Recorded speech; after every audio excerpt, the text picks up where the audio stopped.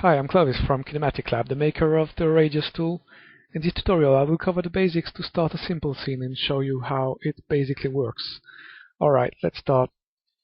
So first I open the Gizmo tab here. I create Gizmo, change a bit the radius, and then I go to the selection tab. I will create some simple boxes. Create a box, duplicate it along the x-axis about 15 times, for example. Okay, then I will select all these boxes. I don't need the gizmo. Add object selection. Let's go to the link tab, and here we can see all the parameters you can access: the box parameters, the position, rotation, scale, visibility, and we will link the height parameter. I go to the Gizmo tab, change the curve, change the radius, and activate the Gizmo here. Okay, now if I move the Gizmo, you can see that it affects the parameter just link, which is the height parameter. If you change the radius, it will change the speed and the amount of the objects which are affected. You can go positively or negatively. This side is the border of the gizmo, and the left side is the center of the gizmo. You can change the curve as you want, add points, change from corner to Bezier, and move them to see the effects. It's sort of like a follow-up curve from the center on the left to the border on the right. So you can do some really complex effects using this curve.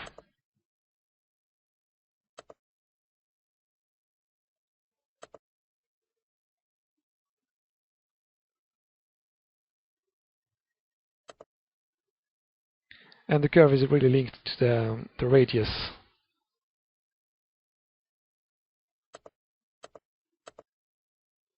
So the more you will have objects inside the gizmo, the more you will see the curve effect. Let's go to the link tab. If you select the value you link, you have access to four parameters. The force here is the speed of the effect.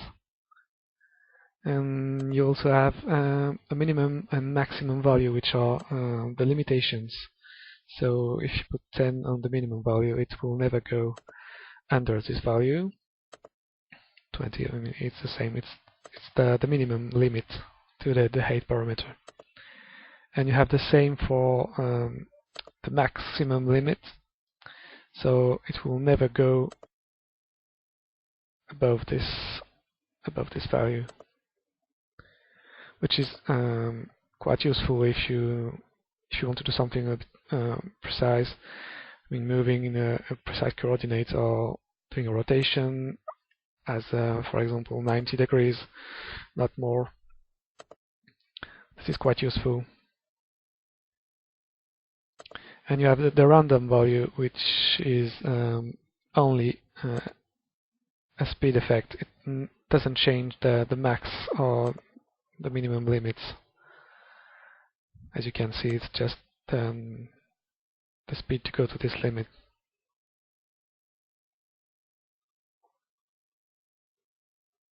Just to add some random effects and something more natural. So on the same curve you can go positively or negatively.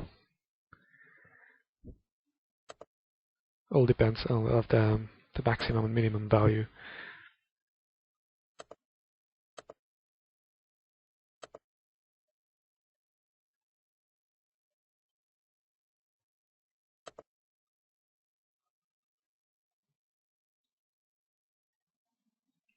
Now let's see the baking options.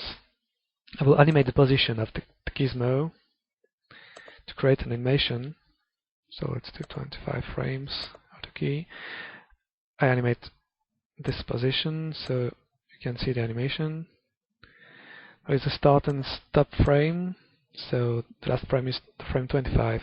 Enter it here and press bake. So now you can delete these keys and see the animation playing. What is good is that you can also unbake it. So now it's linked again to the gizmo.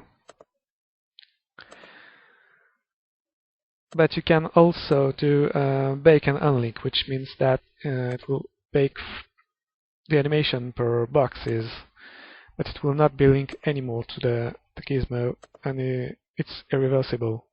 But it also increases the speed of your scene, and it will be easier to work like that if you have a lot of objects in your scene. You can see all the keys on each object. You can move these keys and do another animation, link another value, for example. Right, let's see to the next tutorial.